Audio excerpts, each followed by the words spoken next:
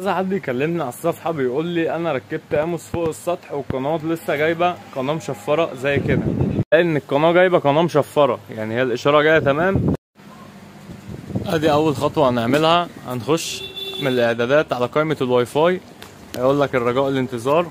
هنوصل الواي فاي من اعدادات الجهاز ونيجي على كلمة الوسائط المتعددة، هيظهر لنا القائمة دي لحد كلمة اي بي تي في 1506. هيفتح معاك بقى القايمة، هتشوف بقى عندك سيرفرات ايه. انا بالنسبة لي الافضل الشيرنج، هتخش عليها هتلاقي كلمة سي سي كام، ده السيرفر السي سي كام الخاص بيا انا، تمام، ده اللي انا مشغله على الريسيفر. هتلاقي القنوات معاك بتاعت اموس او الاوروبي او ايا يكن، كل القنوات هتلاقيها شغالة معاك زي الفل، مفيش اي مشكلة. القنوات بتاعت اموس هتلاقيها بتفتح معاك، ما بيجيبلكش قناة مشفرة.